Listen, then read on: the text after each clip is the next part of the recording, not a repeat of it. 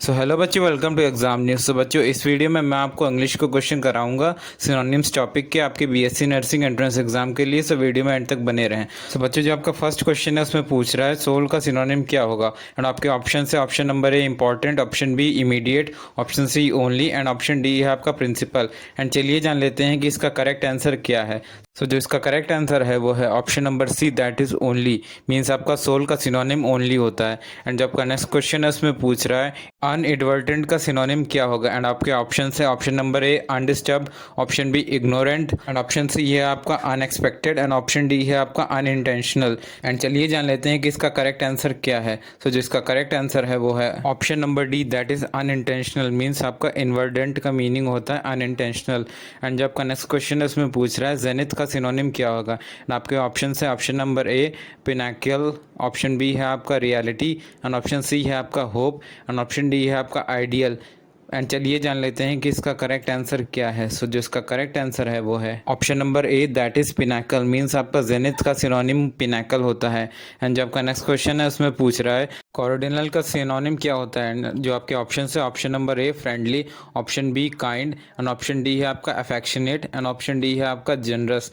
And चलिए जान लेते हैं कि इसका करेक्ट आंसर क्या है। सो जिसका करेक्ट आंसर है वो है option number A, that is friendly. Means आपका कॉर्डिनल का सिनोनिम फ्रेंडली होता है।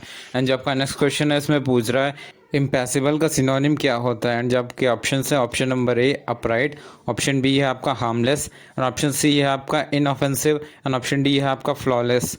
एंड चलिए जान लेते हैं कि इसका करेक्ट आंसर क्या है। सो जिसका करेक्ट आंसर है वो है option number D, that is flawless. Means आपका इम्पैसिबल का सिनोनिम फ्लॉलेस होता है।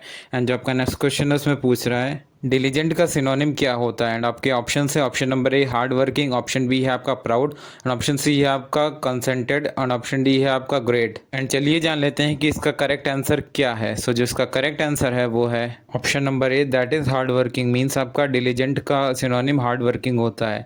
एंड जो आपका नेक्स्ट क्वेश्चन है उसमें पूछ रहा है इनफर्म का सिनोनिम क्या होता है। एंड आपके ऑप्शन है option number A nervous, option B है आपका वीक एंड ऑप्शन सी है आपका अनस्टेडी एंड ऑप्शन डी है आपका टिमिड। एंड चलिए जान लेते हैं कि इसका करेक्ट आंसर क्या है। सो जिसका करेक्ट आंसर है वो है option number B, that is weak. Means आपका इन्फर्म का सिनोनिम वीक होता है। एंड जो आपका नेक्स्ट क्वेश्चन है उसमें पूछ रहा है पंसीव का सिनोनिम क्या होगा। एंड आपके ऑप्शन है option number A contemplative, option B है आपका प्रिसाइज, ऑप्शन सी है आपका रिलक्टेंट एंड ऑप्शन डी है आपका अनहैप्पी। एंड चलिए जान लेते हैं कि इसका करेक्ट आंसर क्या है। सो जिसका करेक्ट आंसर है वो है option number A, that is contemplative. Means आपका पेंसाइव का सिनोनिम होता है कंटेम्पलेटिव। एंड जो आपका नेक्स्ट क्वेश्चन है उसमें पूछ रहा है फॉलेसी का सिनोनिम क्या होगा। एंड आपके ऑप्शन है ऑप्शन ए है आपका फेमस इन्वेंशन, ऑप्शन बी है आपका मिस्टेकन बिलीफ, ऑप्शन सी है आपका smart move and option D है आपका अनफाउंडेड फियर। एंड चलिए जान लेते हैं कि इसका करेक्ट आंसर क्या है। सो जिसका करेक्ट आंसर है वो है option number B, that is mistaken belief. Means आपका फॉलेसी का सिनोनिम मिस्टेकन बिलीफ होता है। एंड जो आपका नेक्स्ट क्वेश्चन है उसमें पूछ रहा है बीक्वेथ का सिनोनिम क्या होता है। एंड आपके ऑप्शन हैं स्कोल्ड, ऑप्शन बी है आपका सराउंड, ऑप्शन सी है आपका गिव एंड ऑप्शन डी है आपका डिस्क्लोज। एंड चलिए जान लेते हैं कि इस क्वेश्चन का करेक्ट आंसर क्या होगा। सो जो आपका करेक्ट आंसर है वो है option number C, that is give.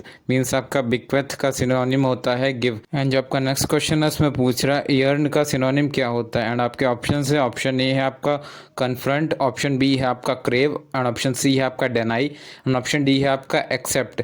And चलिए जान लेते हैं कि इसका करेक्ट आंसर क्या है। सो जो इसका करेक्ट आंसर है वो है option number B, that is crave. Means आपका ईयर्न का सिनोनिम क्रेव होता है। एंड जो आपका नेक्स्ट क्वेश्चन है उसमें पूछ रहा है पॉम्पस का सिनोनिम क्या होगा। ऑप्शन ए है आपका डिमांडिंग, ऑप्शन बी है आपका फ्लैशी एंड ऑप्शन डी है आपका प्रिटेंशियस एंड ऑप्शन डी है आपका सपोर्टिव। एंड चलिए जान लेते हैं कि इसका करेक्ट आंसर क्या है। सो जो इसका करेक्ट आंसर है वो है option number C, that is pretentious. Means आपका पॉम्पस का सिनोनिम प्रिटेंशियस होता है।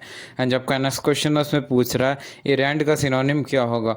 ऑप्शन ए है आपका मिस्टेक एंड ऑप्शन बी है आपका ब्लंडर, ऑप्शन सी है आपका एनर्जी एंड ऑप्शन डी है आपका टास्क। एंड चलिए जान लेते हैं कि इस क्वेश्चन का करेक्ट आंसर क्या है। सो जिसका करेक्ट आंसर है option number D, that is task. Means आपका इरेंड का सिनोनिम टास्क होता है। एंड जो आपका नेक्स्ट क्वेश्चन है उसमें पूछ रहा है कॉमोफ्लेज का सिनोनिम क्या होगा। एंड आपके ऑप्शन हैं ऑप्शन ए है आपका डेमोन्स्ट्रेट, ऑप्शन बी है आपका फैब्रिक, ऑप्शन सी है आपका डिस्गाइज एंड ऑप्शन डी है आपका कवर। एंड चलिए जान लेते हैं कि इसका करेक्ट आंसर क्या है। सो जो इसका करेक्ट आंसर है वो है option number C, that is disguise. Means आपका कैमोफ्लेज का सिनोनिम डिस्गाइज होता है। एंड जो आपका नेक्स्ट क्वेश्चन उसमें पूछ रहा है इम्प्रूडेंट का सिनोनिम क्या होगा। ऑप्शन ए है आपका इंसॉलेंट, ऑप्शन बी है आपका एरोगेंट, ऑप्शन सी है आपका विजिलेंट एंड ऑप्शन डी है आपका एस्ट्यूट। एंड चलिए जान लेते हैं कि इसका करेक्ट आंसर क्या है। सो जो इसका करेक्ट आंसर है वो option number A, that is insolent. Means आपका इम्प्रूडेंट का सिनोनिम इंसॉलेंट होता है। एंड आपका नेक्स्ट क्वेश्चन उसमें पूछ रहा है एनेक्सर का सिनोनिम क्या होगा। ऑप्शन ए है आपका अटैचमेंट, ऑप्शन बी है आपका डेवलपमेंट एंड ऑप्शन सी है आपका रिटायरमेंट एंड ऑप्शन डी है आपका कमेंसमेंट। एंड चलिए जान लेते हैं कि इस क्वेश्चन का करेक्ट आंसर क्या है। सो जो इसका करेक्ट आंसर है वो है option number A, that is attachment. Means आपका एनेक्सर का सिनोनिम अटैचमेंट होता है।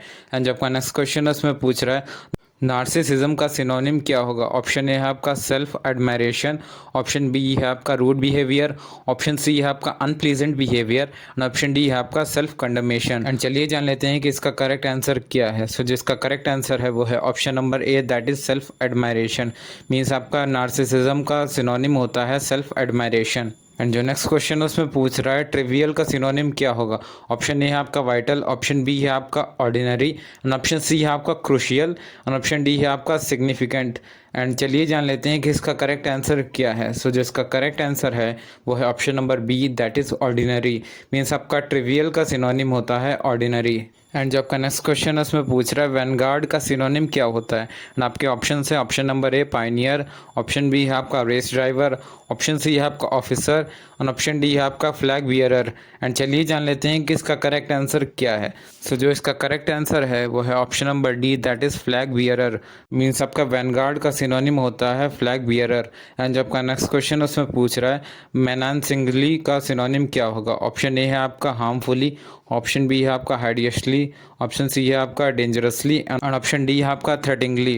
एंड चलिए जान लेते हैं कि इसका करेक्ट आंसर क्या है। सो जिसका करेक्ट आंसर है वो है option number D, that is थ्रेटिंगली। Means आपका मेनानसिंगली का सिनोनिम होता है थ्रेटिंगली। सो बच्चों इस तरह मैंने आपको टॉप 20 इंग्लिश के क्वेश्चन करा दिए सिनोनिम्स टॉपिक के।